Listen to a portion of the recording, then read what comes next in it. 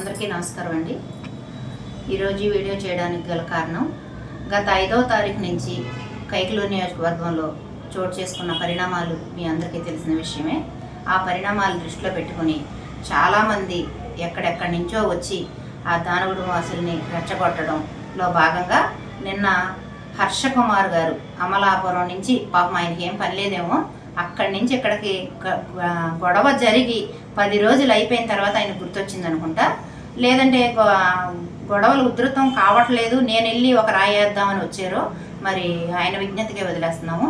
వచ్చారు, వెళ్ళి ఆ దానగూడెం వాసుల దగ్గర మాట్లాడేటప్పుడు ఆయనతో పాటు ఇక్కడ మొన్నటి వరకు సర్పంచ్గా ఉండి ఆవిడ కూడా ఆయనతో పాటు ఉంది. అయితే ఆవిడ గత ప్రభుత్వ పాలనలోనే ఆవిడ కూడా సర్పంచ్ అయింది.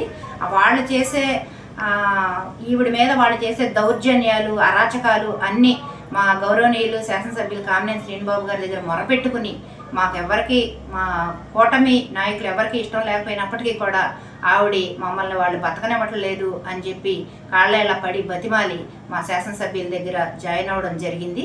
జాయిన్ అయిన తర్వాత ఆవిడ చేసే అరాచకాలు, ఆవిడ చేసే నిజాయితీ లేని పనులు, మా శాసనసభ్యులు నిజాయితీ గలవారు.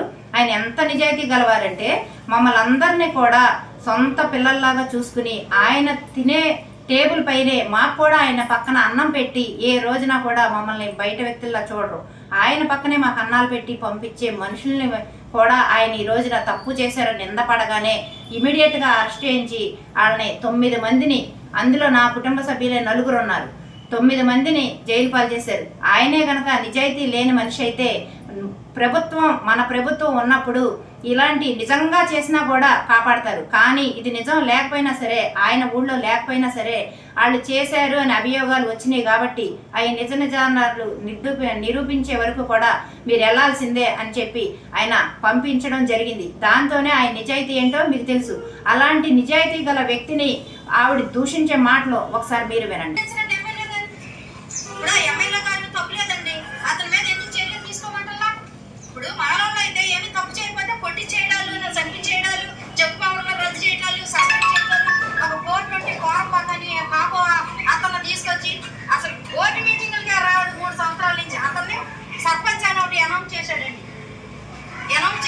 రాజకీయాలను చేస్తాక ప్రధాన పాత్రధారి, సూత్రధారి కామినేని శ్రీనివాస్ గారు. మా నియోజకవర్గం ఎంతో శాంతంగా ఉందండి. ఇప్పుడు ఏం పెట్టుకొచ్చారు? జరిగిన అన్యాయమేమో మన మానవుడు జరిగింది. ఏంటో కాపులు మాజీ ఎమ్మెల్యేకి దీనికి సంబంధం ఏంటండి? డిఎన్ఆర్ శ్రీనివాడు, డిఎన్ఆర్ వీళ్ళ రెచ్చగొడుతున్నారు మాలోని అంటే డిఎన్ఆర్ ఎవరండి? చూశారు కదండి ఆవిడ వ్యాఖ్యానాలు. ప్రతివత పరవాణ వండితే తెల్లారేదాకా సల్లారలేదంట, అలా ఉంది ఆవిడ వ్యాఖ్యానం. శ్రీనివాస్ గారు అన్ని అల్లర్లు సృష్టించడానికి ఆయనే కారణం అంట. ఆవిడది నోరా తాటి పట్టే అండి. మేము మాట్లాడగలం, మాకు చాలా మాటలొచ్చు. కానీ మా అధ్యక్షుడు పవన్ కళ్యాణ్ గారు, మా శాసనసభ్యులు శ్రీనిబాబు గారు నేర్పిన నీతి, నిజాయితీ, సభ్యత, సంస్కారం మాకు అడ్డొస్తున్నాయి. లేదంటే ఏ మాట పడితే ఆ మాట, ఎవరిని పడితే అంటే మేము అనగలం. ఏంటండి అంటున్నాం, కాపు 420 కాపు నాయకుడు అంట. అదేమి కులాన్ని పేరు పెట్టి అంటే మీరు ఊరుకుంటారా?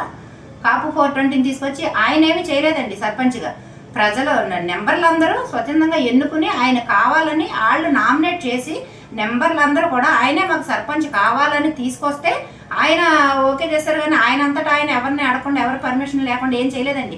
అంటే మీరు చేసిన ఏంటి, మీరు ఎన్ని కోట్లు కొల్లగొట్టారో జనం అందరికీ తెలుసు.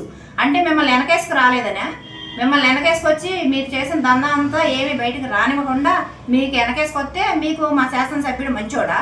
అలా మా ప్రభుత్వంలో జరగవు. గత ప్రభుత్వం వాళ్ళని మళ్ళీ మీరు వెనకేసుకొస్తున్నారు కదా. ఆయన ఏం చేశాడండి? ఆయనదేం సంబంధం ఉందండి? మాకు వాళ్ళకి జరిగిన గొడవ అంటున్నారు కదా. మరి అలాంటప్పుడు మిమ్మల్ని ఇబ్బంది పెట్టకపోతే మీరెందుకు మా దగ్గరకు వచ్చారు? మీరు ఆ ప్రభుత్వంలోనే ఉండొచ్చు కదా. కాపు 420 నోరు అదుపులో పెట్టుకొని చాలా జాగ్రత్తగా మాట్లాడండి. ఎవరినేం మాట్లాడుతున్నారో మీరు. మేము మాట్లాడగలం, మాకు మాటలు రావనుకుంటున్నారా? కొల్లు బాబీ అనే వ్యక్తి ఏం చేశాడండి మిమ్మల్ని? కొల్లు బాబీ అనే వ్యక్తి ఆ గొడవలో ఉన్నాడా? ఆ ఘటనలో ఉన్నాడా? సీసీ ఫుటేజ్లు తీమా? మీరందరూ తలలు ఎక్కడ పెట్టుకుంటారు? మీరు చాలా జాగ్రత్త. ఎక్కడెక్కడి నుంచో వచ్చి స్విచ్ ఆరకుండా మంటలు రేపడానికి చూస్తున్నారు. మీరు ఎక్కడ కూడా ఆరడానికి ఎక్కడ కూడా చూడలేదు. అసలు మీకు కనీసం మానవత్వం ఉంటే అంత ఇప్పుడు ఆ గాయపడిన వ్యక్తికి కనీసం ఒక పండు పట్టుకెళ్ళి చేతిలో పెట్టి మాట్లాడారా మీరు ఎవరన్నా? ఎంతసేపు వెళ్ళి అగ్నికి ఆజ్యం పోసినట్టు ఎలా ఈ చల్లారిపోతున్నాయి, ఎలా మన కుయుక్తులు సాగట్లేదు, మన రాజకీయ లబ్ధి కోసం మీరందరూ కూడా కావాలని వెళ్ళి ఆరిపోయే మంటల్ని రెచ్చగొడుతున్నారు తప్ప ఎక్కడ కూడా గొడవ అసలు ఎందుకు వచ్చింది ఏంటని ఎవరు కూడా ఇంట్లో. దానికి ఉదాహరణగా కొంతమంది దళిత నాయకులు మాట్లాడిన మాటలు మీరు ఇప్పుడు వినండి.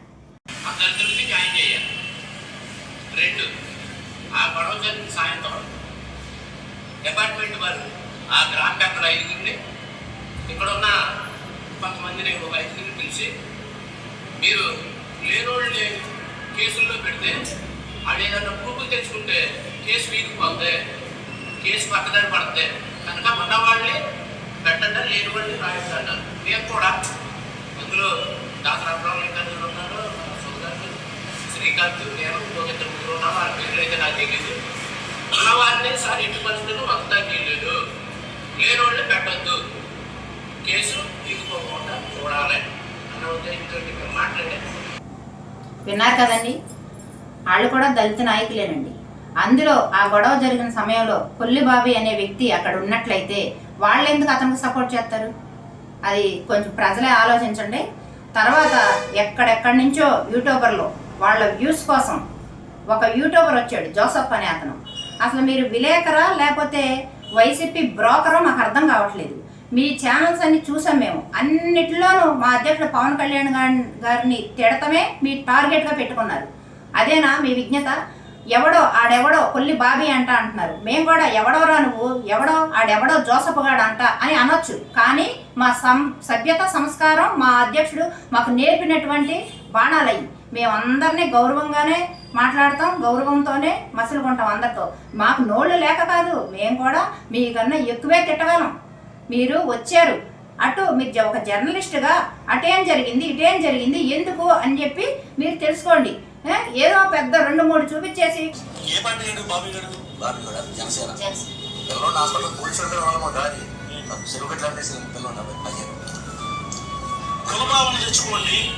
కులభావన తెచ్చుకోలేనా నన్ను గెలిపించండి అని మాట్లాడిన ఉప ముఖ్యమంత్రి శ్రీ కొణిదెల పవన్ కళ్యాణ్ గారు, ఆర్ యు నాట్ రెస్పాన్సిబుల్? మీరు కాదా? విన్నారు కదండి, ఎవడాడు బాబీగాడు అంటే వీడికి ఎంత మరి మాకు నిజంగా మా మాటలో మా సంస్కారం అడ్డవుతున్నాయి. అంత కోపాన్ని దిగమింగుకుంటున్నాం. ఎవడాడు బాబీగాడు, వీడిని కూడా అంటే ఎవడరా నువ్వు జోసఫ్ గారు, ఎక్కడి నుంచి వచ్చావురా, ఏంటి నువ్వు పవన్ కళ్యాణ్ గారినే టార్గెట్ చేస్తున్నావు అని అంటే ఆయన కులభావాలు చూపిస్తున్నారని అన్నారు. ఆయనకి కులభావాలు లేదు. ఆయన పెట్టిన మేనిఫెస్టోలో ఫస్ట్ది కులాలను కలిపే ఆలోచన విధానం. ఆయన ఒక రెల్లి కులస్తుడుగా ఆయన ప్రకటించుకున్నాడు. అలాగే మేమందరం కూడా ఈ దళితులనేంటి రెల్లీస్నేంటి ఎవరిని కూడా ఎక్కడా కూడా మీరు తక్కువ చేసి చూశారు, ఇదిగో వీళ్ళు తక్కువ చేశారు అని మీరు ఎక్కడైనా సరే చూపించి మాకు ప్రజలు ఏ తీర్పు ఇస్తే ఆ తీర్పుకే మేము కట్టుబడి ఉంటాము. చాలా మంది జనసేనలో నాయకులు అని ఎర్రకండవాలేసి ఊగిపోతూ కొంతమంది చేసిన వ్యాఖ్యానాలు మీరు ఇప్పుడు వినండి. వాళ్ళ చరిత్ర ఏంటో మేము తర్వాత చెప్తాం.